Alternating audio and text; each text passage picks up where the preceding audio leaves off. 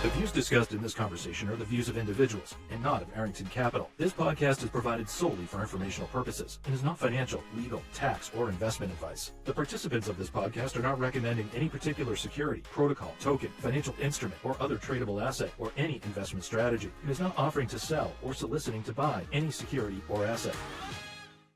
Hi everyone, welcome back to the Pirate Pod from Arrington Capital. Today we have Luke Youngblood with us from Moonwell. We've been long-term investors in Moonwell. The team is best in class. We first invested, I think, all the way back in 2022. They're allowing people to put digital assets to work, and the team has pushed the boundaries when it comes to new use cases and continuing to evolve. Today, they're a lending protocol on Coinbase's Layer 2 base. They are permissionless, decentralized. They have over 5,000 token holders on base. It's run by a DAO. They have a robust group of core contributors. And I believe Moonwell has the highest TVL on base with a total market size of over $400 million. We're going to unpack all of that on the podcast today, including what's next for the protocol. But with all of our podcasts, we like to start by having our founders introduce themselves to share their background and how they got into Web3, their journey. I want to dive into normalizing Onchain on this podcast. Luke has done so much on this front for the industry as a whole, and I think it's really important to understand his background and the context so that the podcast and what we're going to dive into makes a little bit more sense. So Luke, can you give us a little bit of your background, introduction, and what drives you in this space? Hi, Kelly. Thanks for having me. It's great to be here. I'd love to give a little bit of my background.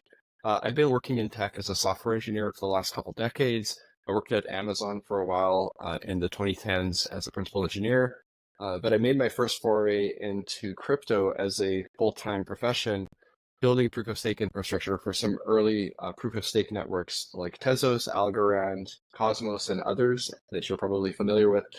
And that brought me to Coinbase about 5 years ago. So I joined Coinbase in early 2019, worked there for 3 years. And during that time, I got a chance to kind of build the staking business as the lead engineer at Coinbase. So we launched some really well-known products like staking rewards for Ethereum. That was the biggest product I launched while I was there. It was a great experience. And I also got a chance while I was at Coinbase to have my first exposure to sort of on-chain finance, or what we used to call DeFi. So in late 2019, there was a Coinbase hackathon. Robert Leshner and the entire Compound Finance team came into Coinbase HQ in San Francisco. This was before COVID. And we were hacking all week on various ideas for how to improve the Compound V1 protocol at the time. And one of the ideas we had was, what if we took the price data from Coinbase Pro, which used to be GDAX, what if we took the price data and signed it with an Ethereum private key so that you could put Coinbase price data on chain, and we could use that as like the price oracle for lending markets. And this allows liquidations to be efficient. It allows people to know what's the value of the collateral you're borrowing against. And so we built the open price feed for Compound, and that was my first experience kind of building on-chain products. Fast forward to Compound V2 launch in early 2020, which sort of kicked off DeFi summer and the entire like yield farming phenomenon. I was really going deep down the rabbit hole back then. I started a DeFi group on Coinbase Slack. That became like the largest Slack group besides the general channel. And, there were thousands of people, Coinbase employees that were very interested in DeFi during DeFi summer. That was early 2020. DeFi summer, if you remember like some of the yield farming phenomenon, like with SushiSwap, and people were farming emoji coins or food coins, right? And all kinds of really fun and experimental new protocols were being launched every day. And so, together with hundreds of other people at Coinbase that were really interested in DeFi and on-chain finance, I ran the Slack group, and we would all share alpha with each other about like new protocols. So fast forward a few years, and I really wanted to build on-chain finance applications, but it was challenging to do that at Coinbase because Coinbase is a regulated public company. So I decided to leave in early 22 to launch Moonwell with a few fellow Coinbase alumni and myself. And, we raised funds, really grateful that Arrington was a part of our private round in early 22. I believe it was in March 22. And we launched in the Polkadot ecosystem back in mid 22, and we quickly achieved, Moonwell is an open lending protocol. We quickly achieved, over 500 million TVL, and we've been operating for about 2.5 years now. Now, when we learned about Jesse Pollock and the Base team launching Base last year, we knew that we wanted to be there day one because of the potential for a layer 2 operated by Coinbase. And so we launched on Base about a year ago in August of 2023. And since then, we've grown to be the largest lending protocol by size, by TVL, and by number of users. And we're really proud of the fact that we've been able to compete with some of the biggest competitors in the space like Aave and Compound. And we've really leaned into the Base ecosystem. It's really kind of fascinating to see what the Base team is actually building, because I feel like this unlocks a new opportunity for Coinbase, and we can get into that in a little bit. Let's go back to the early days of you starting Moonwell and why Moonwell. What do you think, if you look back at that landscape in 2022, very broadly, what was the biggest driving factor in there needs to be a Moonwell at solving this problem? And then how has that evolved? And what does the landscape look like right now in terms of making things easier and better for the entire digital asset space? I think that Moonwell is doing so much to advance the industry. And so I just kind of want to get your take on the context setting and solving the problem. Absolutely. So first of all, when we launched Moonwell, one of our, we had a couple of things in mind. First, our vision as a founding contributor to Moonwell was we want to create a world where finance and governance are powered by Web3. And our mission is to build really powerful on-chain finance tools that are accessible to everyone in the world, no matter where you live or what your ability level is. And the ability level thing is really key because what we saw as early users of DeFi in 2020 and 2021 was that it was a lot like the early days of the internet. If you remember being online in the 1990s, the only people that were really online on the internet were wealthy people that lived in the US or Europe that could afford like a home computer and also had like a DSL or a cable modem internet connection, or maybe you had dial-up. But really, it wasn't accessible to people in developing countries like Latin America or in Africa or Asia. And so the early users of the internet were really just wealthy people that had home computers. And DeFi was really the same way. It wasn't until like the 2010s when mobile became really dominant that a lot of people everywhere globally could get on the internet, right? And they could use a smartphone to do that. They didn't have to have a home computer. So we see the same kind of thing happening with on-chain finance, where we want, in order to get to millions of users of adoption and not just a few 100,000 users, it really needs to become very easy for anyone to use, even people that don't have, a software engineering background or are not computer scientists, right? So it needs to be mobile first. It needs to be translated into many languages besides just English. And also the onboarding friction of like, how do you set up a wallet? And how do you, back up your seed phrase? All that onboarding friction that you might have experienced if you've ever walked like a relative or a family member through how to use crypto before, that has to go away and kind of melt into the background. And it needs to become as easy to use as something like Venmo or PayPal, right? For crypto and on-chain finance to really have mass adoption. So we had this vision at Moonwell of creating a world where people could actually use on-chain finance tools because we see how revolutionary they were and how empowering they were for ourselves. But we wanted to bring it to a much wider audience, a much more global audience. And so that's why we launched Moonwell. And the interesting thing was in 22, the tooling and infrastructure really wasn't there for us to realize our vision.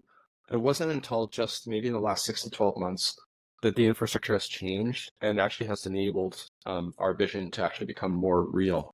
For example, layer 2s on Ethereum, reducing cost to sub-cent transactions, reducing transaction times to 2 seconds, and then also things like smart account wallets and account abstraction. So we can talk more about that, but we're really pretty excited about where we are today because we're finally able to kind of realize our vision and our mission. And now we have the kind of the tools and the infrastructure to do that. Yeah, and I want to get to sort of this concept of normalizing being on chain, and I think the base narrative has a lot to do with that. But you originally launched this on Moonbeam. You were leveraging their connected contracts infrastructure. Can you talk a little bit about that element and how it led you to Base? Moonbeam has always had this vision of connected contracts, meaning a smart contract on one blockchain network or one chain should be able to talk to another. Because just like the early days of the internet, where people were sort of in these walled gardens of like maybe you were on a university network and you could only send email to and from other people at your university, or maybe you were on a corporate network, you could only send email within your local area network. Um, the internet expanded to become a network of networks, right? That's the internet. And so you don't have to worry about like, okay, I want to send a text message to my friend on Verizon and I'm on AT&T. You don't have to worry about that today. And so Moonbeam has always had this connected contracts vision. And so as we expanded from Moonbeam and Moonriver to Base, and in the future, we're going to be expanding to other layer twos like Optimism, other superchain layer twos. Moonbeam has allowed us to kind of create this connected contracts vision where we can do on-chain governance across our communities. We can unite our communities. We don't have to worry about, okay, I'm on Moonbeam and I can only vote there. Now our communities can vote, they can stake, they can participate in governance on whatever network they're on. And Moonbeam's connected contracts infrastructure are sort of like the hub where all of our multi-chain governance happens. So, and again, this is part of our vision is that, on-chain governance is really, right now, it's mostly financial applications, but I can imagine a future where this is actually used for real elections, like electing your local representatives for Congress, right? Or even the presidential election, right? Because if you look at the expense that, governments pay to actually handle ballots, in California here, I think they probably spent over $20 per voter because they have to mail us all these paper ballots and they have to, receive them and run them through these Scantron machines, right? You could do all this with Web3, and we actually see the power of these tools that we're building. And, the Moonbeam connected contracts are like a big part of that. That's basically our governance hub where all the messages come back to and all the votes are collected. And then, the proposals are kind of like sent out from Moonbeam to the other networks where people can vote on. How do you think about traditional models impacting Moonwell? Are you copying things that are existing today, or are you building from the ground up? How do you think about TradFi meets the new world, especially given your background? That's a great question. So first of all, there's kind of two main types of money markets that Moonwell offers today.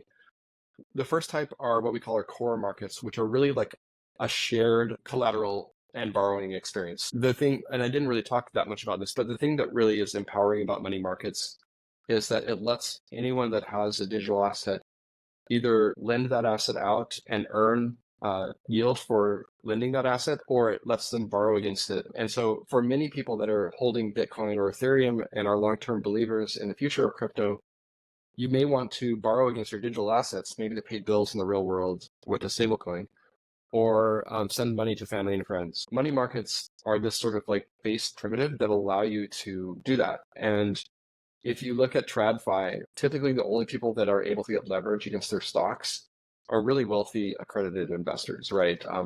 When Bill Gates or Elon Musk or Jeff Bezos wants to go buy a house or something, they don't actually sell their Microsoft or their, Tesla or Amazon stock. They actually just borrow against it. But you really can't get margin against your stocks and your other assets unless you're a wealthy accredited investor. But with on-chain money markets, this sort of empowers everyone, no matter what your level of income or net worth is. Even if you just have $100 to your name, you could borrow against that if you have an unexpected bill to pay.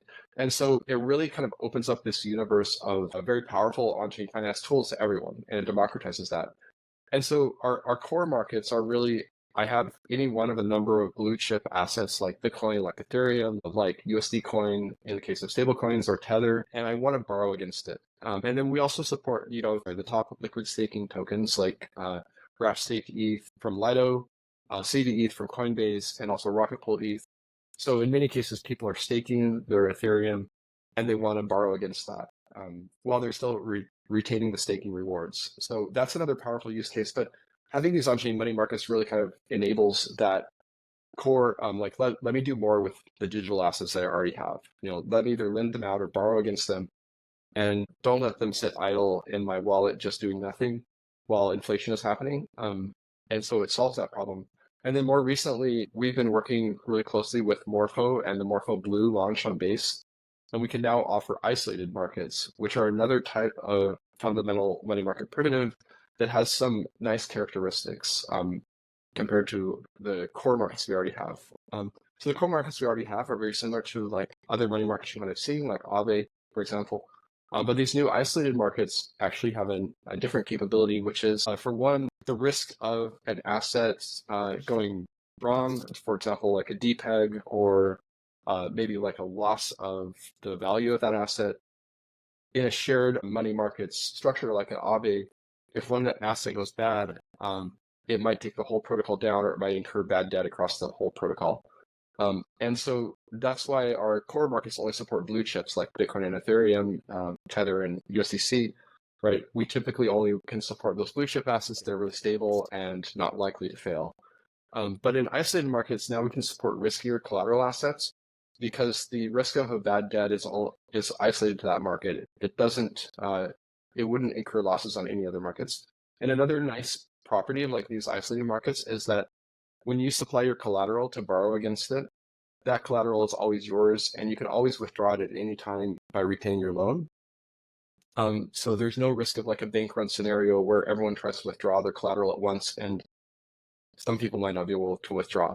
So in this isolated market, you supply your collateral and you borrow a borrowable asset against it, but your supplied collateral is always yours. You can always withdraw at any time. You have that confidence. So there are some like nice characteristics of both, like the core markets. The shared collateral is more capital efficient, but the isolated markets have maybe better security, and you have confidence you can withdraw your collateral. So hopefully that makes sense.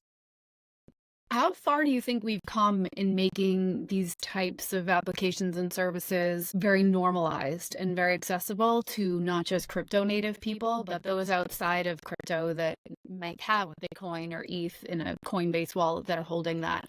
Can you talk a little bit more about, the road that we're on as an industry, and then how you're building the way you're building to help us get further down that path? Yeah, that's a great question. So first of all, when we first launched Moonwell back in 22, obviously we didn't have a lot of the tools that we have today. And in just the last 6 to 12 months, the infrastructure and tooling has greatly improved.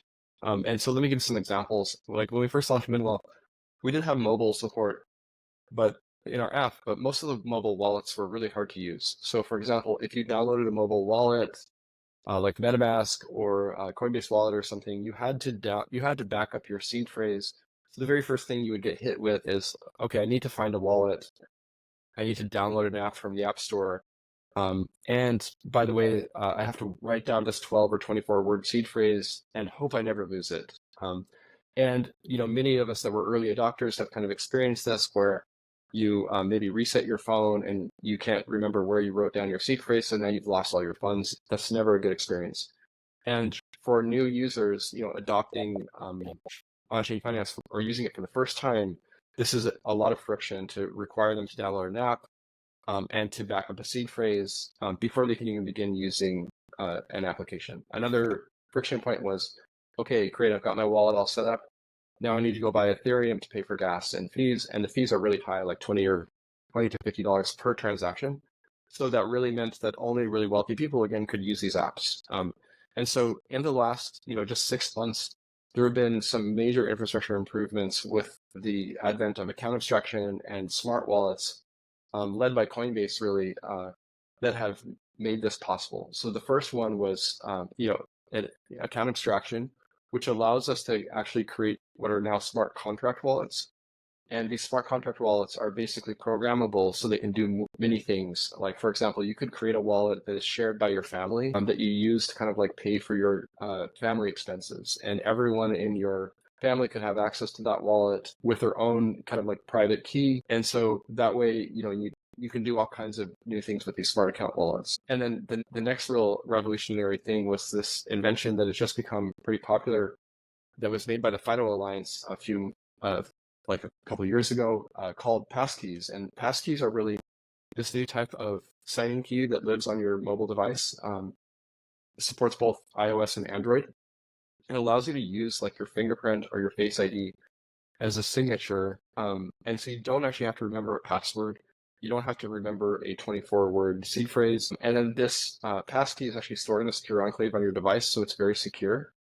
And then it's synchronized to, Apple or Google Cloud so that you have a backup of it in case you ever lose or break your phone. And so these passkeys are actually a new signing method that works with the smart contract wallet. So that means you no longer need to worry about just downloading an app to create a wallet. Anyone can create a wallet in seconds with their fingerprint. And then you don't have to remember a password or a passphrase to actually access your wallet. So that kind of removed 2 of the 3 points of friction. No longer need to download an app. No longer need to remember my seed phrase. And then the last source of friction was really enabled by this new feature called Paymaster and Bundler that is part of the smart contract wallets, because we can actually connect smart contracts up to these smart account wallets. And that allows apps like Moonwell to pay the Ethereum gas fees on behalf of our users and sponsor transactions. So in just like the last 6 months, all of this technology has come together. And it's enabled by, layer 2s now, like Base, that can process transactions for less than a penny in less than 2 seconds. And it's enabled by these new smart wallets. The best one is the one created by Coinbase today, where you don't have to install an app. You don't have to back up your seed phrase, and they're very secure. And then you have confidence that if you lose your phone or break your phone, you're going to be able to get access to your account again. So that's a lot to unpack there, but hopefully that kind of gives you a window into like all the technology pieces behind the scenes that are coming together to make apps like Moonwell and our vision and mission actually a reality today. Yeah, what does real world adoption look like? And your total market size right now that Moonwell is looking at is 400 million. Are those institutions, are those individuals, is that retail consumers?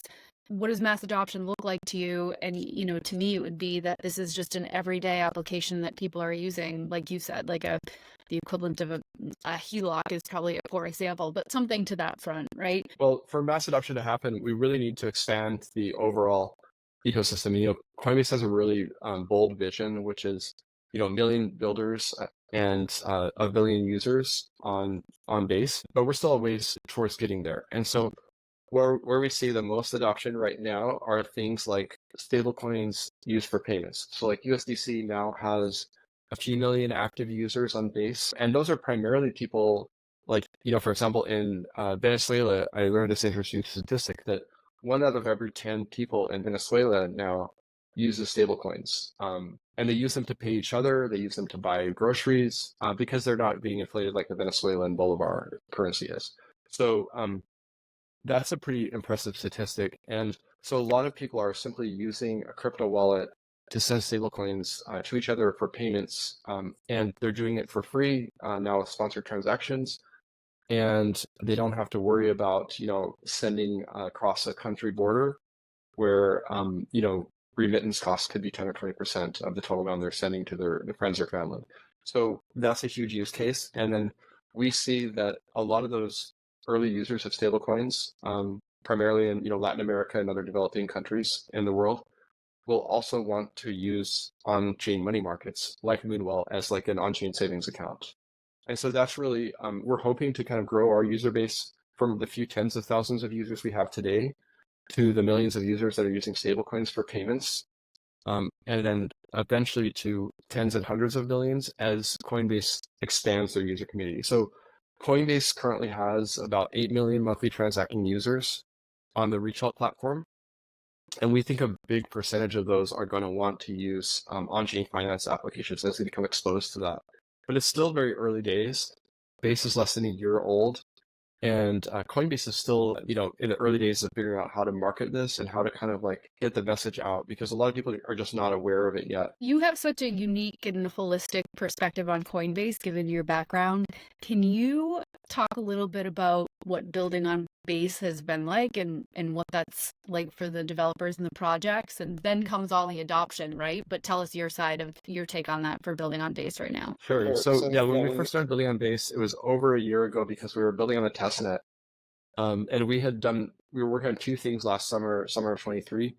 One was we were building a redesign of the Moonwell app to make it much more user-friendly and much more easier to use than our V1 version was that we launched in 22.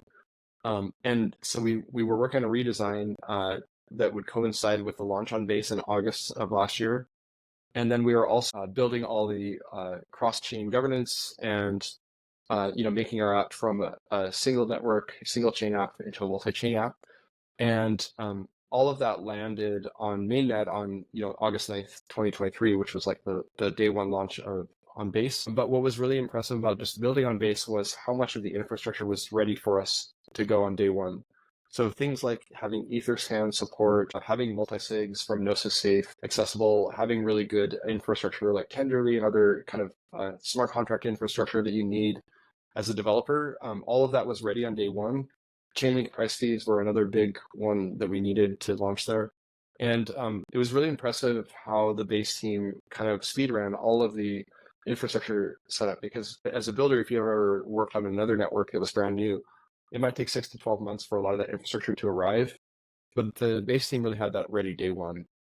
And then since then, they've really expanded the tools they offer to developers that are kind of unique. So for example, they have this new Coinbase developer platform, which is relatively new. It was built on Coinbase Cloud, and that enables them to offer things like the Base gas sponsorship campaign, where any protocol on Base can apply for up to $15,000 in free gas sponsorship for their users if they're using paymasters.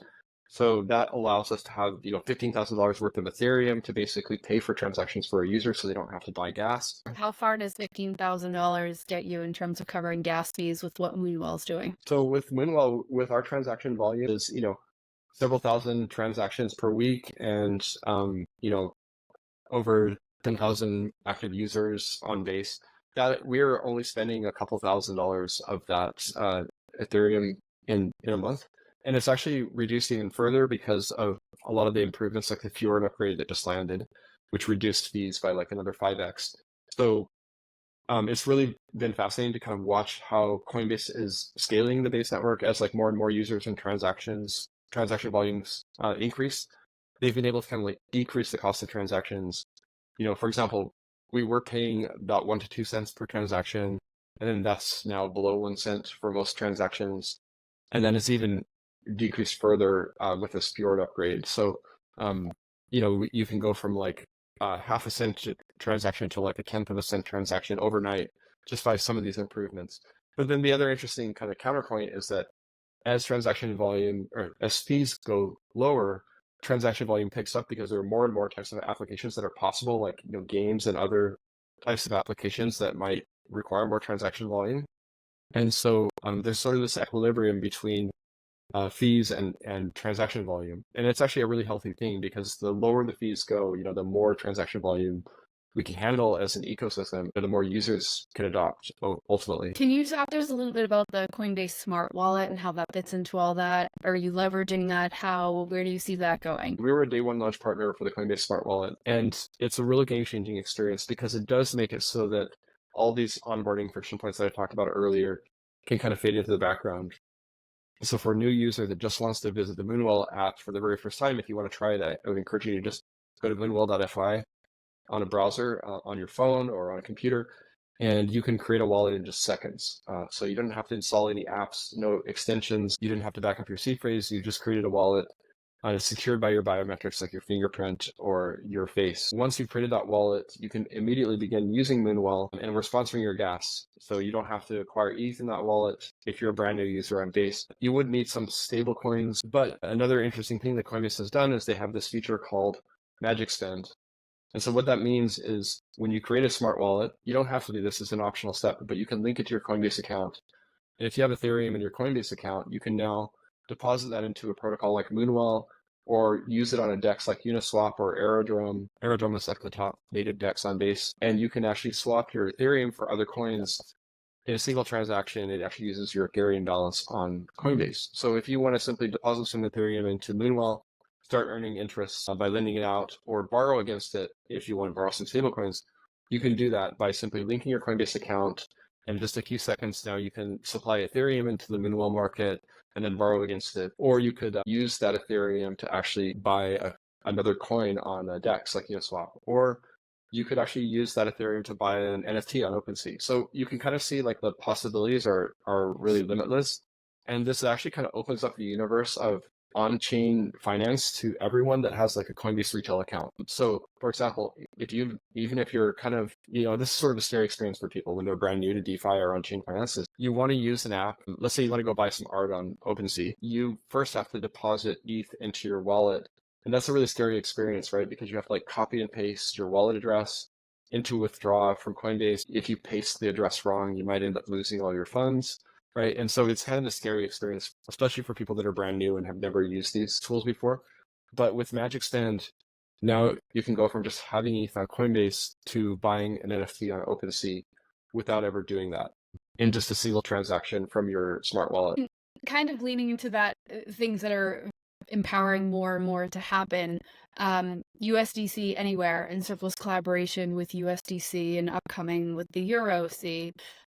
What does that mean for the disruption of credit card processors? What's your take on that? That's a great question. So first of all, USDC Anywhere is a feature we launched early this year, about 6 months ago. And what it allows you to do is it allows you to lend and borrow USDC on the top 6 Ethereum networks. So that's, Ethereum mainnet, Base, Optimism, Avalanche mainnet, Arbitrum, and also Polygon mainnet. And so the top Ethereum layer 2s and layer 1s, basically now you can, supply and borrow USDC directly to and from those. And it's all done inside the Moonwell app. We make it super easy to use. So you don't have to think about like, okay, I have USDC on mainnet and I want to bridge it over to Base. How do I do that? You don't have to worry about bridges. We take care of all that for you. And we use Circle's native minting protocol. It's called cross-chain transfer protocol. So we use Circle's native minting to make that happen. And we have this vision of like, just like the early internet, where you had these isolated networks, we have this vision that all of these Ethereum networks, the layer 1s, the layer 2s, will kind of become one big network, and people won't really have to think about, okay, I have coins on one network, how do I get them to another? And so USDC Anywhere is a key enabler of that vision. And it just allows you to really easily on-ramp and off-ramp your USDC to and from Base. We've actually been partnering with Circle for quite some time on this and in other areas. For example, we were in fall of last year, we were one of the first protocols to have USDC incentives on some of our markets to help grow USDC adoption across Base. And also we are going to be one of the first money markets to support EURC, which is the new euro-based stablecoin that Circle is launching in the coming weeks. And so we're really passionate about the Circle vision and the USDC vision because it really matches the Moonwell vision. For example, we have 3 developers in Brazil that are working and contributing on Moonwell, the protocol and the app, and they actually get paid in USDC every month. And so without USDC, it would be really hard for us to actually hire the best talent anywhere in the world and pay them a salary. But with USDC, we can do this in a matter of seconds. And so enabling features like USDC Anywhere, and we'll also have EURC Anywhere when that's available, just kind of enables us to kind of realize this vision of a future where you don't have to worry about what Ethereum network you're on, what layer 2 you're on. You can simply use Moonwell as an application and kind of receive all the benefits of on-chain finance. I think I called it EuroC. I gotta lean into that EURC. Security. I know that Moonwell's been focused on it since day one, and it's at the heart of what you do, both Web3 security and Web2 security. Can you talk a little bit about that? Sure. Yeah, we actually have a really strong security culture in the Moonwell community. And a big part of that is, as you said, like Web3 security is really important. So all of the Moonwell smart contracts have multiple audits. We have at least 2 or 3 audits on our core contracts that are, the money markets on Base. And then we always have this practice that every time we make a change to those smart contracts or upgrade them in any way, we get another audit on those changes, because a lot of the loss of funds that we've seen in on-chain finance have come not because the protocol didn't have an initial audit, but because they made changes later on and they didn't get those changes audited as well. So with that in mind, Halborn Security is a contributor to the Moonwell ecosystem, and they've been a contributor since day one. They've audited every one of our contracts. And then in addition, we've done competitive audits with Code Arena and others. And, we have this practice of always auditing everything. So that's really served us well. And, to date, there have never been any smart contract hacks or vulnerabilities that have caused loss of funds to the Moonwell community. We're really proud of that track record. Now, another thing that's equally important to us, though, is Web2 security, because as we've seen where there was a hack of Squarespace, which led to multiple on-chain finance protocols being compromised, their front-end websites, the Web2 security of like how you secure your front-end application, your mobile and your web app is actually just as important as your smart contract security in terms of user safety. And so we really take a strong security-minded approach here to Web2 security. For example, all of our DNS domain names are kind of secured by AWS, and we have two-factor authentication. We don't use low-budget like registrars like GoDaddy because they tend to be compromised very easily.